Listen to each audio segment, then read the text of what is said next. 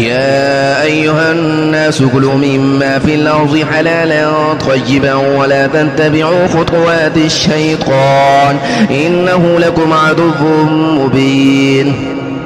إنما يأمركم بالسوء والفحشاء وأن تقولوا على الله ما لا تعلمون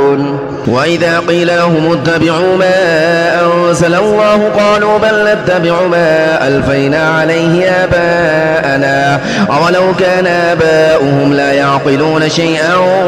ولا يهتدون ومثل الذين كفروا كمثل الذي ينعق بما لا يسمع إلا دعاء ونداء صم بكم عمي فهم لا يعقلون يا أيها الذين آمنوا كلوا من طيبات ما رزقناكم واشكروا لله إن كنتم إياه تعبدون إنما حرم عليكم الميتة والدم ولحم الخنزير وما أهل به لغير الله فمن اضطر غير باغ ولا عاد فلا إثم عليه إن الله غفور رحيم إن الذين يكتمون ما أنزل الله من الكتاب ويشترون به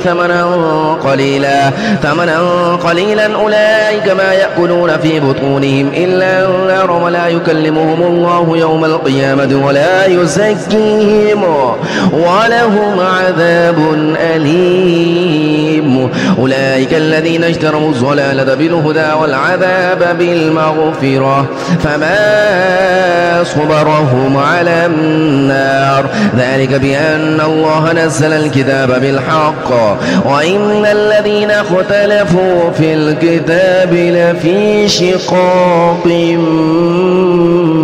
بعيد